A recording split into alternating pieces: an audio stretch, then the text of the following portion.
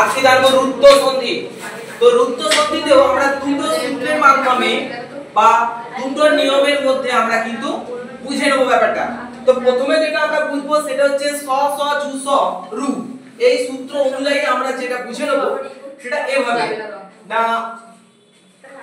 বিসর্গের পর আমরা এর আগেও দেখেছি রুদ্ধ সন্ধিতে, এটাও দেখছি বিসর্গের পর যদি স্বরবর্ণ কিংবা বর্গের তৃতীয় বর্ণ কিংবা বর্গের চতুর্থ বর্ণ কিংবা বর্গের পঞ্চম বর্ণ কিংবা অন্তস্থ বর্ণ মানে অঞ্জ র ল ব হ থাকে, তাহলে কি হবে না, তাহলে এই বিসর্গের স্থানটা র হবে।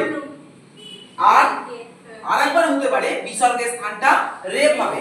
তাহলে এখন প্রশ্ন হলো যে বিসর্গের স্থানে স্যার আপনি বললেন কখনো র হবে আবার কখনো বলছেন যে রেপ হবে, তাহলে রটা কোথায় হবে না, রটা মাথায় রাখতে হবে বিসর্গের পর যদি স্বরবর্ণ থাকে তাহলে হবে র, আর যদি বিসর্গের পর ব্যঞ্জন বর্ণ থাকে এগুলো থাকে তাহলে হবে রেপ।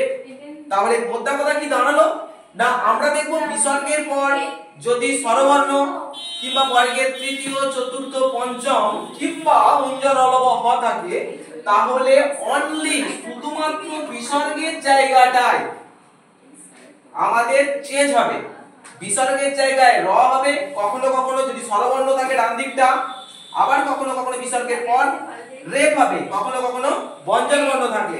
একটা উদাহরণ আমি বুঝিয়ে দিচ্ছি, দেখো আমি যদি লিখি সাধু যুক্ত সয়াকার ধয়রাসু, সাধু যুক্ত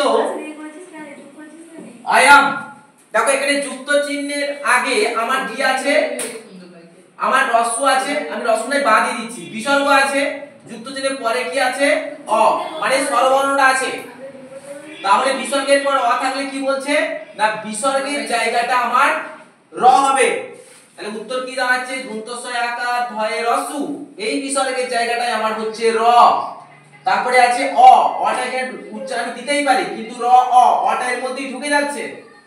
আর কি আছে অম, যেটা লেখা আছে আমি লিখে দিলাম সাধু রয়ম, এটা আমার কিন্তু স্বরবর্ণ ছিল বলে আমি র করেছি। এরপর নেক্সট একটা উদাহরণ দিয়ে বুঝিয়ে দিচ্ছি, যেমন ধরো যদি বলা হয় নি যুক্ত ঝড়, দেখো এখানে কি আছে, যুক্ত চিহ্নের আগের বর্ণ বিসর্গ, যুক্ত চিহ্নের পরে কি আছে ঝ, ঝটা কার মধ্যে পড়ছে না, ঝটা পড়ছে দেখো চ ছ বর্গী জ হাত তোলা ঝ, ঝ মানে চতুর্থ বর্ণ মানে এটা নিয়েছি। ব্যঞ্জন বর্ণ, ব্যঞ্জন বর্ণ থাকলে আমার কি হবে রেপ হবে। তাহলে উত্তর হবে নি, বিসর্গের পরিবর্তে আমি রেপ দেবো, র আছে নির্ঝর। ক্লিয়ার?